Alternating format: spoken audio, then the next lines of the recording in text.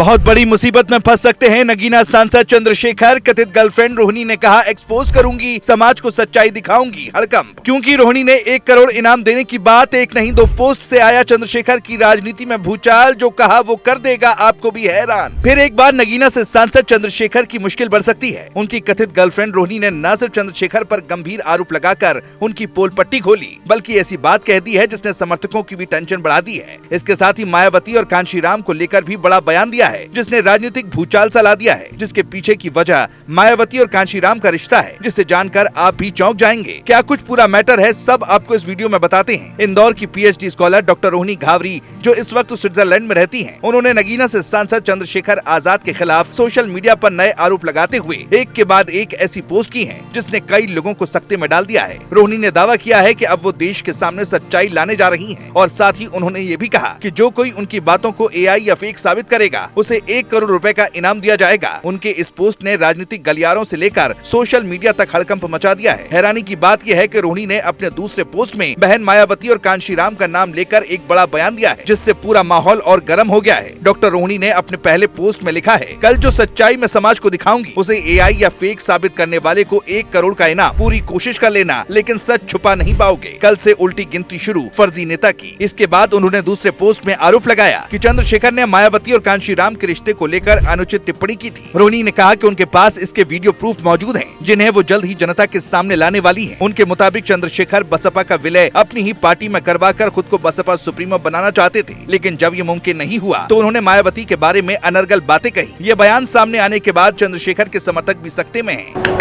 खबरों की माने तो जन पावर मिशन की प्रमुख और समाज सेवी के तौर पर पहचान बनाने वाले डॉक्टर रोहिणी ने ये भी कहा है कि उन्होंने 1000 महिलाओं की टीम बनाने की योजना शुरू कर दी है, जो समाज में धोखेबाजी और अपमान के खिलाफ आवाज उठाएगी। दोस्तों, उन्होंने महिलाओं से अपील की है कि वे इस मिशन से जुड़े और अपने स्वाभिमान की रक्षा के लिए तैयार रहें। रोहिणी ने अपने बयान में कहा है कि अब समय आ गया है कि महिलाएं सिर्फ पीड़िता नहीं, बल्कि शक्ति का प्रतीक बने। जो गलत करेगा उसे जवाब मिलेगा। रोहिणी के इस बयान ने उन्हें सोशल मीडिया पर नई पहचान दिला दी है, जहां उन्हें कई लोग फाइटर वुमेन के तौर पर समर्थन दे रहे हैं। हालांकि ये पहला मौका नहीं है जब डॉक्टर रोहिणी ने चंद्रशेखर पर आरोप लगाए हों। दोस्तों, इससे पहले भी उन्होंने सोशल मीडिया पर कई गंभीर आरोप लगाए थे और यहां तक कि जान देने की धमकी भी दी थी। उस समय उन्होंने पीएम मोदी और पीएमओ को टैग करते हुए पोस्ट किया था, मेरी बात किसी ने नहीं सुनी। हालांकि तब पुलिस ने तत्परता दिखाते हुए उनकी लोकेशन ट्रेस की और उन्हें सुरक्षित रखा था। आपको बता दें, बाद में खुद कहा कि उनका मकसद अपनी बात समाज तक पहुंचाना था, हार मानना नहीं। दोस्तों, अब एक बार फिर उनके नए दावे ने पूरे विवाद को नया मोड़ दे दिया है।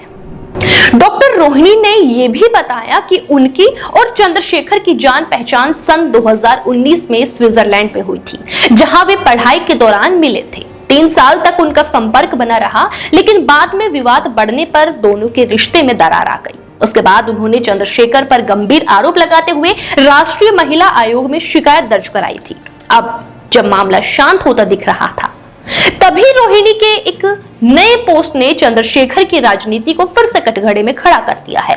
दोस्तों, जानकारों की माने तो ये विवाद अब केवल व्यक्तिगत नहीं रहा, बल्कि इसका असर आने वाले चुनावों में भी देखने को मिल सकता है।